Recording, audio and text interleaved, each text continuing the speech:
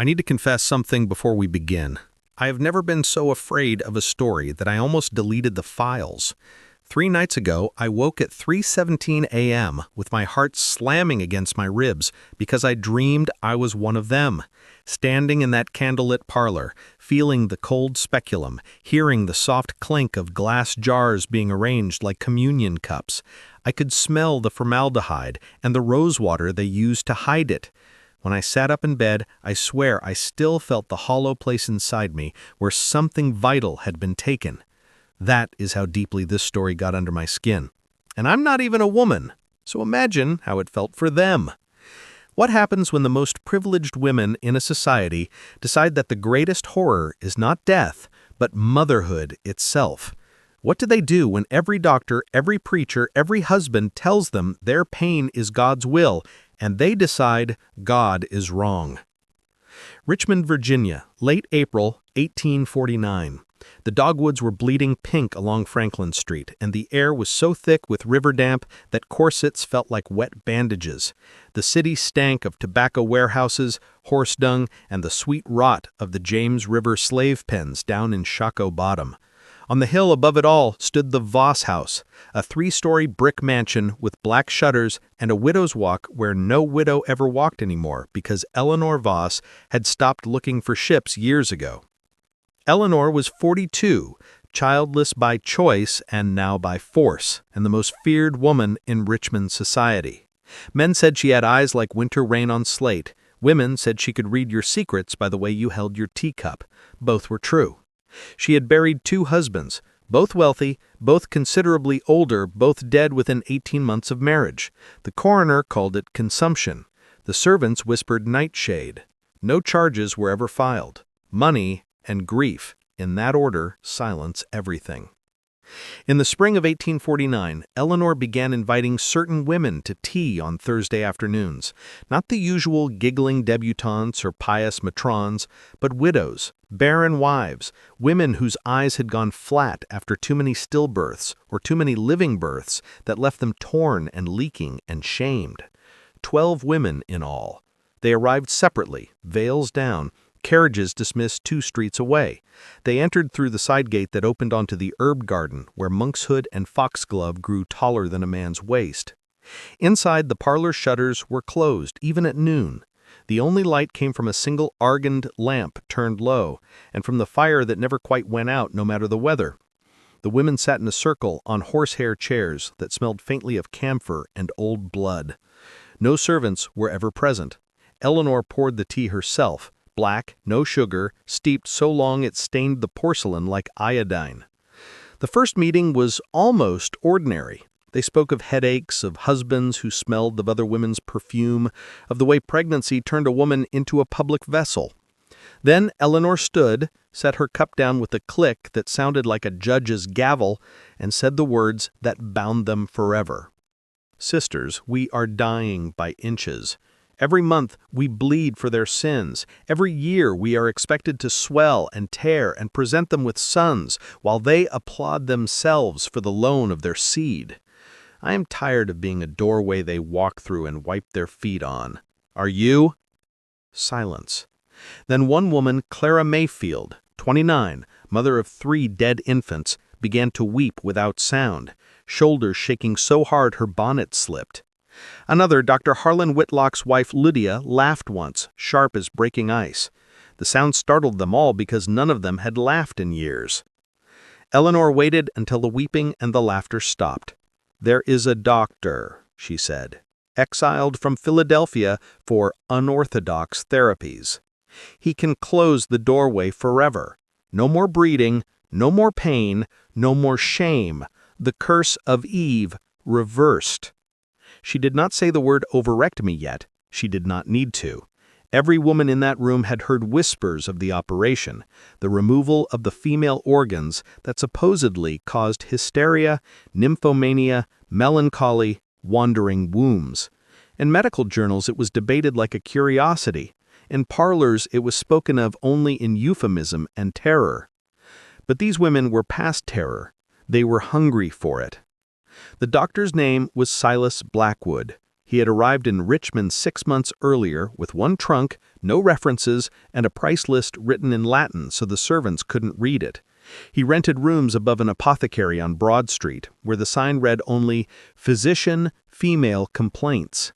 Rumor said he kept a skeleton in his bedroom that once had belonged to a debutante who died on his table in 47. Rumor was almost right. The first operation took place on May 13, 1849, in the cellar of the Voss house. They had prepared for weeks. A table deal dragged down from the servants' hall, scrubbed with lye until the wood went pale. Leather straps dyed black so blood wouldn't show. A basin of hot water that cooled too quickly in the damp air. Carbolic acid stolen from the medical college. Laudanum by the pint. And in the corner, a row of glass preserving jars Eleanor had ordered from Baltimore. Wide-mouthed, thick-shouldered, the kind used for peaches or fetuses in anatomy theaters. Clara Mayfield went first. She insisted. She had buried 3 infants and carried the 4th for 7 months before it clawed its way out dead and purple. She said she would rather bleed to death on that table than ever feel another kick inside her again. They undressed her to her camise. The cellar was cold. Her skin rose in gooseflesh. Eleanor held her hand. Lydia Whitlock read aloud from a prayer book, but the words came out backward, like a mockery. Dr. Blackwood washed his hands in vodka because the carbolic made his skin crack. His sleeves were rolled high, revealing forearms corded with old scars. Defensive wounds, he later claimed, from a patient in Pennsylvania who changed her mind halfway through. The operation took 2 hours and 11 minutes. There was no ether yet in Richmond, only laudanum and whiskey and a leather strap between Clara's teeth. She screamed until her voice shredded. She voided herself twice. When Blackwood finally lifted the excised organs, 2 pale ovaries still attached to their fallopian tubes like obscene fruit, Eleanor did not flinch. She took them from his bloody fingers as gently as a midwife taking a newborn and placed them in the first jar. A label, already prepared in her perfect copperplate, Clara Elizabeth Mayfield, 13 May, 1849, Liberata. Freed. Clara survived. Barely. Infection set in on the 4th day. They packed the wound with honey and spiderweb and prayed to a god they had just renounced. On the 10th day, the fever broke and Clara sat up in bed, touched the ridged scar low on her abdomen, and smiled for the first time in 6 years. She feels, she whispered, like a room with all the doors nailed shut. Safe. Word spread in the way only secrets among women can, through a certain tilt of the head at the market, a gloved hand lingering too long on another's wrist during a dance. By midsummer, there were 23 members. They called themselves the Sisterhood of the Closed Gate. In private, they began to use another name, whispered only in the cellar, the Profane Sisterhood. Because what they had done was blasphemy against nature, against scripture, against every law written and unwritten. They developed rituals. New sisters were led blindfolded down the cellar steps on the night of the dark moon.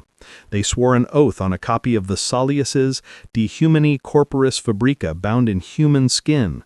Blackwood claimed it came from a French anatomist who willed his hide to science. Eleanor never asked if it was true.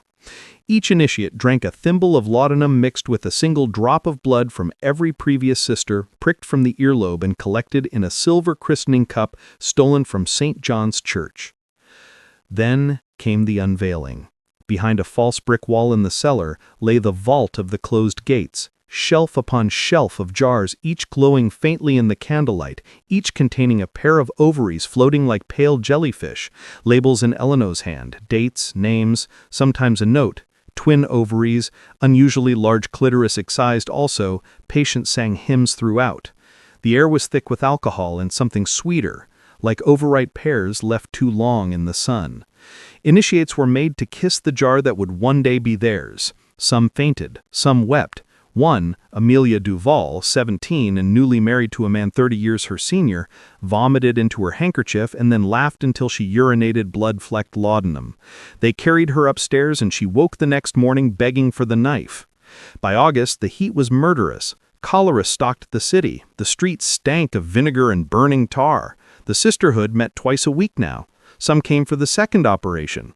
Blackwood had begun removing the uterus entirely, a complete liberation he called a radical ovariectomy plus hysterectomy. The mortality rate climbed. 3 sisters died screaming in the cellar. Their bodies were buried in the herb garden under the monk's hood. Their organs still went into jars. Death, Eleanor said, was no excuse for half measures. That was when the whispers began. Not gossip, actual whispers. Clara Mayfield woke one night to hear a child crying inside her abdomen scar. She clawed it open with her fingernails before the maid found her. They sewed her up again, but she swore the crying never stopped. Lydia Whitlock, the doctor's wife, who once laughed like breaking ice, began setting an extra place at dinner for the daughter I never had to bury. Her husband thought she had finally cracked. He locked her in her room. She escaped through the window using knotted bedsheets and walked barefoot to the Voss house at 2 a.m., bleeding from the soles, begging Eleanor to give her back. Eleanor refused. There was no giving back. In September, Amelia Duval, the girl who laughed until she bled, disappeared. Her husband raised a hue and cry. Search parties combed the riverbanks. Posters went up offering a reward. 3 weeks later, her body was found floating face down near Rocket's Landing, bloated, nibbled by crabs, abdomen sliced open in a perfect Y incision. The coroner ruled accidental drowning. The sisterhood knew better. Amelia had threatened to confess everything to her priest. She had been helped into the river by 2 sisters who held her under while Eleanor read the 23rd Psalm backward. That was the first irreversible act. After that, no one spoke of leaving. The jars multiplied. 53 by October.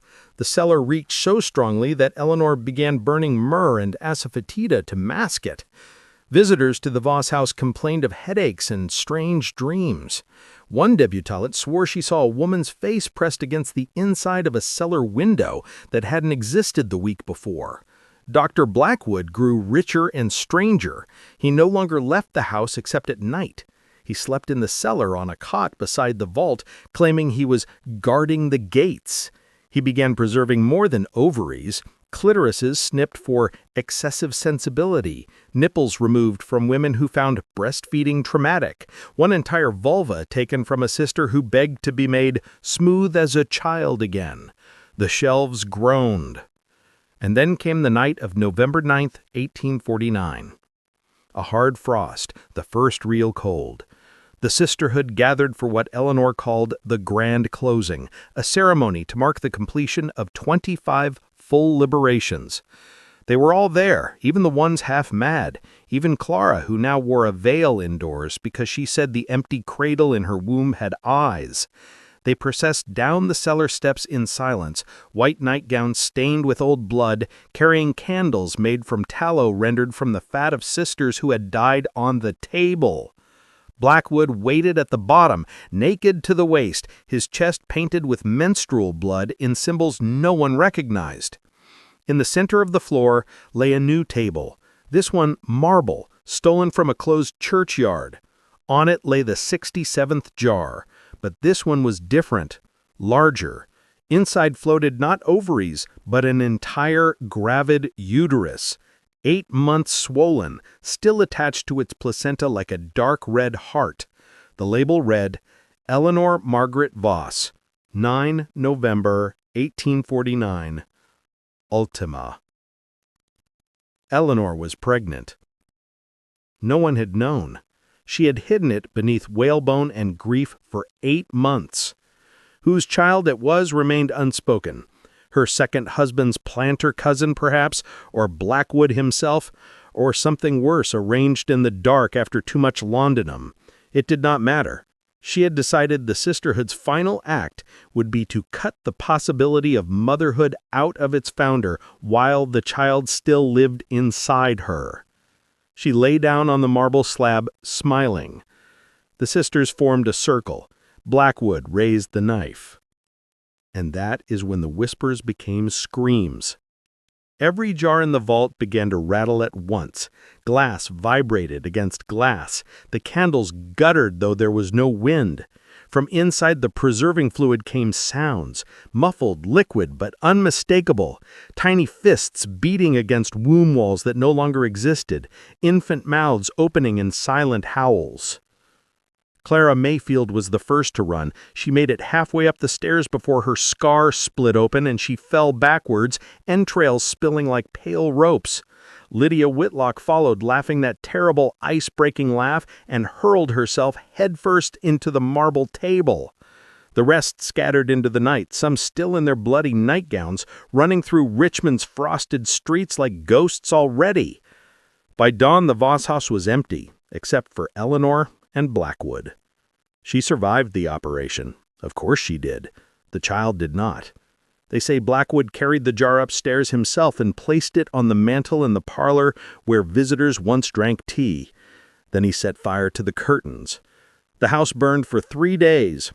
Firemen found 2 bodies in the ashes, both charred beyond recognition, one clutching a glass jar that somehow did not break. Inside, nothing but ash, and a single perfect tiny hand, fingers curled as if reaching for a breast that would never feed it. The jar was taken to the medical college.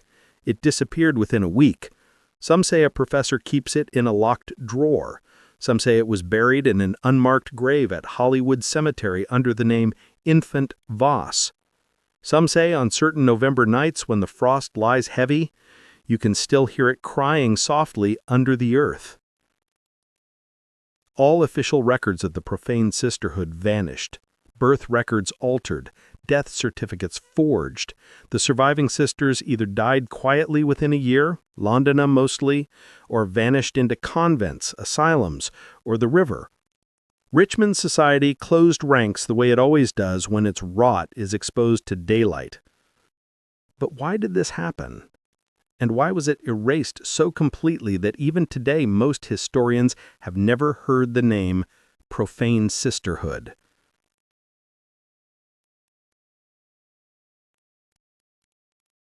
We're only halfway through the story. The worst part, the part that still keeps me awake, is what happened to the jars that weren't in the fire. The ones certain sisters carried out into the night wrapped in their bloody nightgowns. The ones buried in cellar floors and bricked up behind chimneys all over this city. If this story has already crawled under your skin the way it has mine, subscribe and ring the bell. We're going deeper into the diaries that survived, the one sister who lived to 90 and wrote her confession in a code no one broke until 1997, and the photographs, yes, actual photographs, taken in that cellar in the final months. And tell me in the comments, what city or state are you listening from tonight? I read every single one, especially when I can't sleep. Because some nights I swear I hear glass rattling downstairs. November 10, 1849. The morning after the fire, Richmond woke to a city that smelled of wet ash and something worse underneath it. The Voss house still smoldered on the hill, windows glowing like empty sockets, the roof collapsed inward so the widow's walk pointed at the sky like a broken finger. Crowds gathered at a safe distance, children threw stones. Respectable gentlemen stood with their wives and pretended they had not spent years drinking Eleanor Voss's Madeira and laughing at her sharp tongue. No one spoke of the women seen running through the streets before dawn. No one admitted recognizing the blood-soaked nightgowns. But 23 jars had walked out of that house in the arms of 23 terrified women, wrapped in shawls and petticoats and whatever scraps of sanity they still possessed. 23 pairs of ovaries, some still dripping, some already curling at the edges like dead moths in alcohol. 23 labels written in Eleanor's perfect copperplate. 23 curses. This is the part they burned the newspapers to keep quiet. We begin with the one who lived the longest. Her name was Margaret LeBlanc, née Margaret Randolph Carter, cousin to half the first families of Virginia and the only sister who kept a diary in a cipher strong enough to baffle code breakers until 1997. She was 31 in 1849, married to a state senator who beat her with a silver-headed cane whenever she failed to conceive. After her liberation, she never conceived again, and the beating stopped because the senator suddenly, inexplicably, lost the use of his right arm one night in 1851. He woke to find it withered like frost-bitten branch. Doctors called it paralysis of unknown origin. Margaret called it justice, and smiled whenever she spoon-fed him soup with her own steady hand. Margaret carried out jar number 47.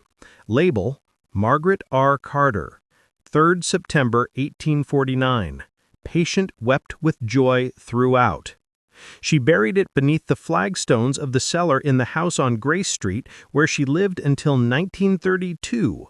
She never married again after the senator died, mysteriously, of course, in 1868. She wore black for 64 years and kept a single oil lamp burning in that cellar every night until the day she died, at 94. Servants said the flame never flickered, no matter the wind. They also said if you stood at the top of the stairs after midnight, you could hear a faint, rhythmic knocking from below, like something small trying to dig its way out with fingernails that had never been allowed to grow. Margaret's diary, now in the restricted collection of the Virginia Historical Society, under seal until 2047, was finally broken by a graduate student who realized the cipher was based on the exact measurements of the female reproductive system as recorded by Dr. Silas Blackwood in his private notebooks. The last entry, written in a hand so shaky it looks like spider tracks, reads, "They promised us peace. They never said the peace would be shared." Another jar went north. Constance Fairfield, 26, abolitionist daughter turned reluctant plantation wife, fled Richmond the same night wrapped in a Union greatcoat stolen from her husband's wardrobe. She took a packet boat up the James, then the canal, then the railroad, all the way to Boston. Jar number 39 rode in a hatbox lined with oilskin. Label, Constance Marie Fairfield, 21st July 1849, sang "Nearer My God to Thee" until unconscious. In Boston she became a nurse during the war, one of the ones who never flinched at amputations. Colleagues said she kept a locked drawer in her room at the boarding house on Beacon Hill that she opened only when she was alone. They heard clinking. They smelled alcohol and something coppery sweet. Once a new nurse walked in unexpectedly and saw Constance kneeling on the floor, face pressed to the glass, whispering, "I'm sorry, I'm sorry, I'm sorry," over and over until her lips left bloody prints on the jar. Constance died in 1918 during the Spanish flu. The jar was not found among her effects. But in 1923, a child playing in the Charles River mud unearthed a thick glass vessel containing two small pale objects that looked like dried apricots. The child's mother screamed and dropped it. It did not break. The river took it back by morning. Some jars never left Richmond. 7 were bricked up behind the fireplace in the old St. Clair Academy for Young Ladies on 5th Street, placed there in 1852 by Sister Ignatius, formerly Letitia Moreau, jar number 12, who took holy orders after watching Amelia Duval drown. The convent closed in 1974. During renovations in 1981, workers knocked through the wall and found the niche. 7 jars, perfectly preserved, labels still legible. The Archbishop ordered them reinterred in consecrated ground without ceremony. The workmen who carried them began having the same dream, standing in a candlelit cellar while disembodied hands reached out of glass, fingers splayed against the inside curve, mouthing words none of them could hear but all of them understood. 3 of those workmen killed themselves within a year. 2 simply disappeared. The remaining 2 still live in Richmond. They will not speak of it. One of them keeps a shotgun by his bedroom door and sleeps with the lights on at 87 years old. But the worst jar, the one that should never have existed, was number 67, Eleanor's own, the gravid uterus.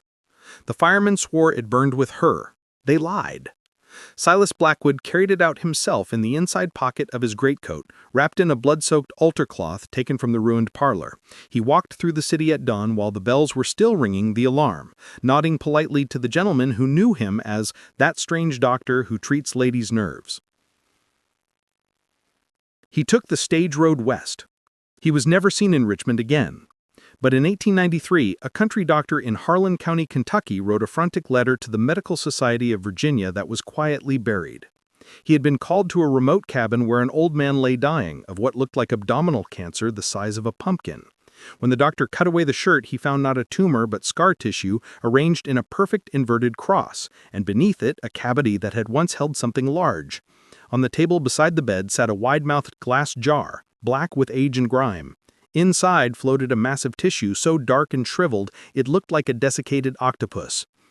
The old man, hair white, eye still sharp and pale blue, grabbed the doctor's wrist with surprising strength and whispered in a voice like rustic hinges, "Tell them the child forgave her.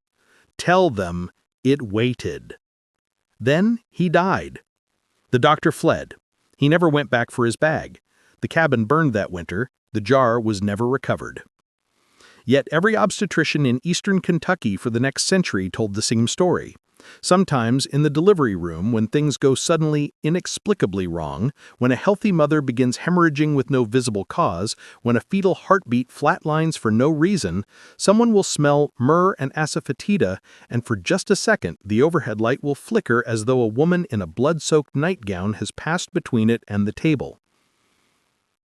They call it the Voss bleed. They do not speak the name out loud. And then there's the photograph.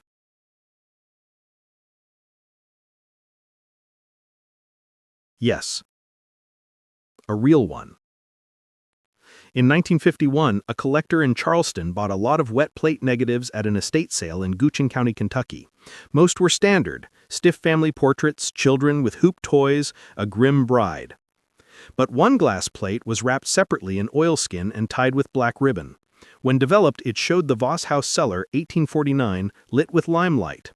23 women in white nightgowns stand in a perfect circle around the marble table. Their faces are clear. Some are smiling, some are weeping. One, Clara Mayfield, has her hand pressed to her lower abdomen as though trying to hold something inside that is already gone.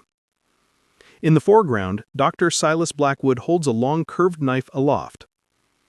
On the table lies Eleanor Voss, very much pregnant, very much awake, eyes wide and shining with what can only be called ecstasy.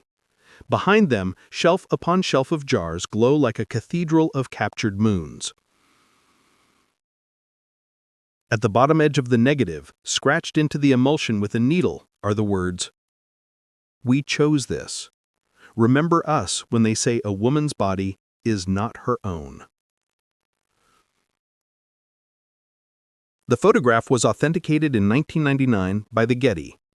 It is kept in a vault. Only 6 people have ever been allowed to see the original. All 6 reported the same thing afterwards. For weeks, they dreamed of standing in that circle, feeling the cold speculum, hearing the soft clink of glass, smelling rosewater and formaldehyde and the river in April. One of them, a tenured professor of medical history at Johns Hopkins, resigned her position in 2004 after being found in her office at 3 a.m. trying to perform surgery on herself with a letter opener. She survived. She will not speak of the photograph. She only repeats, over and over, in a voice like a child's, "I just wanted to be empty, too." So, here we are. 175 years later. Richmond has paved over its sins with parking decks and Starbucks. The Boss House is a boutique hotel now. Guests on the 3rd floor complain of cold spots and the smell of smoke that no one can locate. The manager keeps a bottle of myrrh oil in the office and discreetly burns it when the complaints get too numerous. But the jars are still out there. Some under houses that have never been sold. Some in rivers that have never given them back. Some in the locked drawers of people who inherited them without knowing what they were inheriting. And sometimes, late at night, women wake up screaming with their hands pressed to perfectly flat abdomens, feeling something kick that was never allowed to be born. I told you this story would hurt. I told you it got under my skin. I did not tell you the worst part. The worst part is that they were right. Every single one of them was right. The world did hate them for existing in bodies that could be used against them. The world did tell them their pain was holy. The world did lock the doors and swallow the key. They just found the most terrible way imaginable to never be used again. So the next time someone tells you that women in the past were delicate or pious or content with their place, remember the Profane Sisterhood. Remember the sound of glass rattling in the dark. Remember the weight of a jar in a trembling woman's arms as she ran barefoot through frost, because freedom, even when it damns you, is still freedom. And if you ever walk past an old house in Richmond and smell myrrh on a wind that has no business carrying it, keep walking. Do not look back. Some doors, once closed, should never be opened again. But they knock. God, they knock. And sometimes, in the quiet hours when the city forgets what it buried, someone knocks back. This is where the story ends, or where it begins again inside you. Good night. Lock your doors. And whatever you do, don't dream of cellars.